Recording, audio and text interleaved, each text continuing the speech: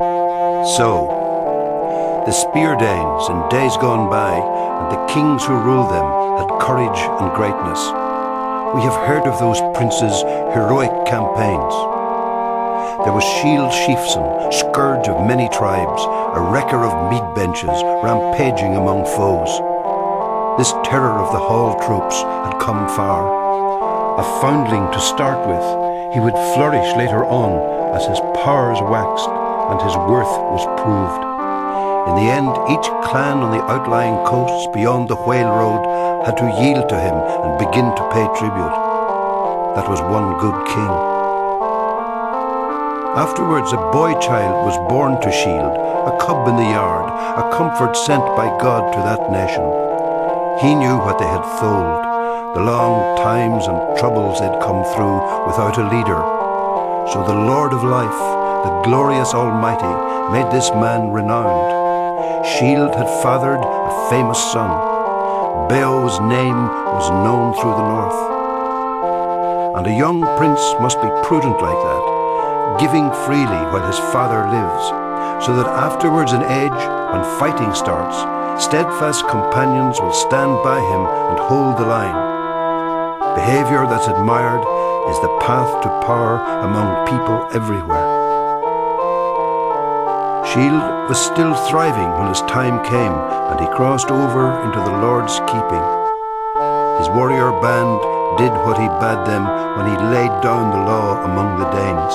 They shouldered him out to the sea's flood, the chief they revered, who had long ruled them. A ring-whirled prow rode in the harbour, ice-clad, outbound, a craft for a prince.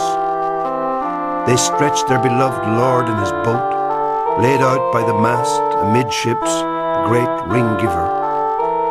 Far-fetched treasures were piled upon him, and precious gear. I never heard before of a ship so well furbished with battle tackle, bladed weapons, and coats of mail.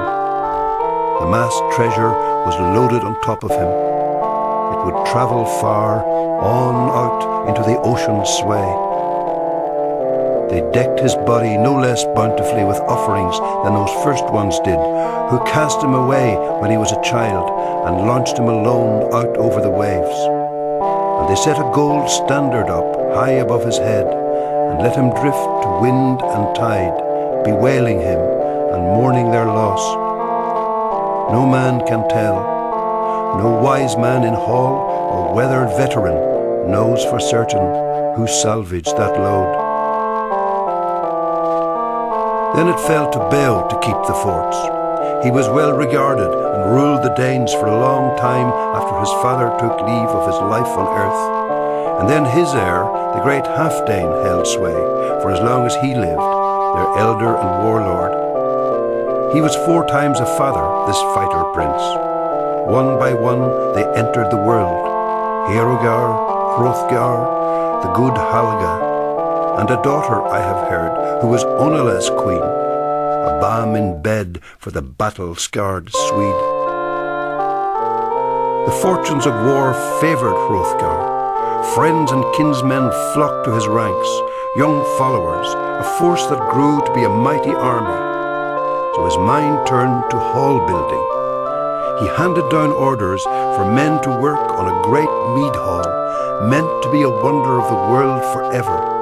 It would be his throne room, and there he would dispense his God-given goods to young and old, but not the common land or people's lives. Far and wide through the world, I have heard, orders for work to adorn that wallstead were sent to many peoples, and soon it stood there, finished and ready, in full view, the Hall of Halls. Heorot was the name he had settled on it, whose utterance was law. Nor did he renege, but doled out rings and torques at the table. The hall towered, its gables wide and high, and awaiting a barbarous burning. That doom abided, but in time it would come, the killer instinct unleashed among in-laws, the bloodlust rampant. Then a powerful demon, a prowler through the dark, nursed a hard grievance. It harrowed him to hear the din of the loud banquet every day in the hall, the harp being struck, and the clear song of a skilled poet telling with mastery of man's beginnings, how the Almighty had made the earth a gleaming plain girdled with waters. In his splendor he set the sun and the moon to be earth's lamplight, lanterns for men, and filled the broad lap of the world with branches and leaves, and quickened life in every other thing that moved. So times were pleasant for the people there, until finally one, a fiend out of hell, began to work his evil in the world. Grendel was the name of this grim demon, haunting the marches, marauding round the heath and the desolate fens. He had dwelt for a time in misery among the banished monsters, Cain's clan, whom the Creator had outlawed and condemned as outcasts. For the killing of Abel, the eternal Lord had exacted a price. Cain got no good from committing that murder, because the Almighty made him anathema, and out of the curse of his exile there sprang ogres and elves and evil phantoms, and giants too, who strove with God time and again until he gave them their reward. So, after nightfall, Grendel set out for the lofty house to see how the ring-danes were settling into it after their drink. And there he came upon them, a company of the best, asleep from their feasting, insensible to pain and human sorrow. Suddenly then the God-cursed brute was creating havoc. Greedy and grim, he grabbed 30 men from their resting places and rushed to his lair, flushed up and inflamed from the raid, blundering back with the butchered corpses. Then, as dawn brightened and the day broke, Grendel's powers of destruction were plain. Their wassail was over. They wept to heaven and mourned under mourning. Their mighty prince, the storied leader, sat stricken and helpless, humiliated by the loss of his guard, bewildered and stunned, staring aghast at the demon's trail, in deep distress. He was numb with grief, but got no respite, for one night later, merciless Grendel struck again with more gruesome murders. Malignant by nature, he never showed remorse. It was easy then to meet with a man shifting himself to a safer distance to bed in the bothies. For who could be blind to the evidence of his eyes, the obviousness of the hall watcher's hate? Whoever escaped kept a weather eye open and moved away. So Grendel ruled in defiance of right, one against all, until the greatest house in the world stood empty, a deserted wallstead. For 12 winters, seasons of woe, the Lord of the Shieldings suffered under his load of sorrow. And so, before long, the news was known over the whole world. Sad lays were sung about the beset king, the vicious raids and ravages of Grendel, his long and unrelenting feud, nothing but war. How he would never parley or make peace with any Dane, nor stop his death-dealing, nor pay the death price.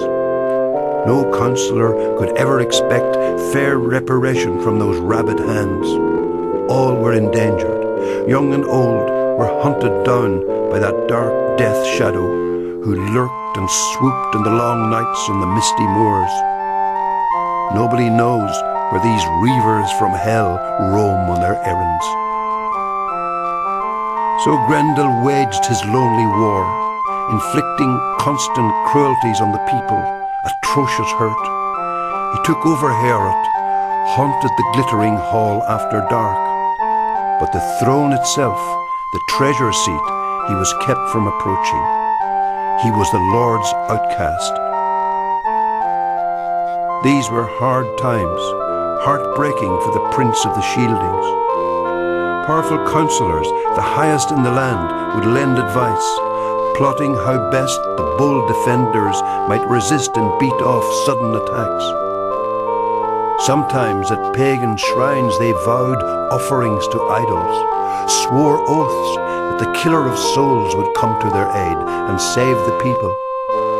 That was their way, their heathenish hope. Deep in their hearts they remembered hell.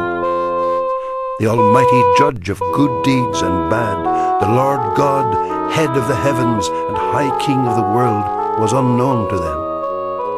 Oh, cursed is he who in time of trouble has to thrust his soul in the fire's embrace, forfeiting help.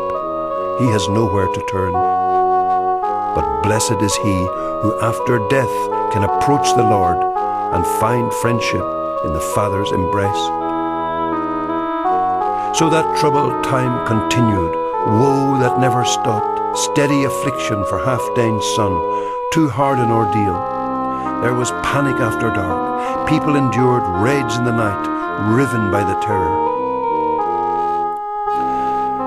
When he heard about Grendel, Higelax's Thane was on home ground, over in Geatland. There was no one else like him alive. In his day he was the mightiest man on earth, highborn and powerful.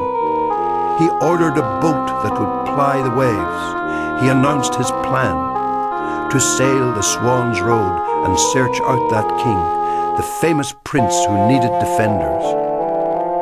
Nobody tried to keep him from going. No elder denied him, dear as he was to them. Instead, they inspected omens and spurred his ambition to go, whilst he moved about like the leader he was, enlisting men, the best he could find. With 14 others, the warrior boarded the boat as captain, a canny pilot along coast and currents. Time went by. The boat was on water, in close under the cliffs. Men climbed eagerly up the gangplank. Sand churned in surf. Warriors loaded a cargo of weapons, shining war gear in the vessel's hold, then heaved out, away with a will in their wood-wreathed ship. Over the waves, with the wind behind her and foam at her neck, she flew like a bird, until her curved prow had covered the distance, and on the following day, at the due hour, those seafarers sighted land, sunlit cliffs, sheer crags and looming headlands, the landfall they sought. It was the end of their voyage, and the Geats vaulted over the side, out onto the sand, and moored their ship. There was a clash of mail and a thresh of gear. They thanked God for that easy crossing on a calm sea.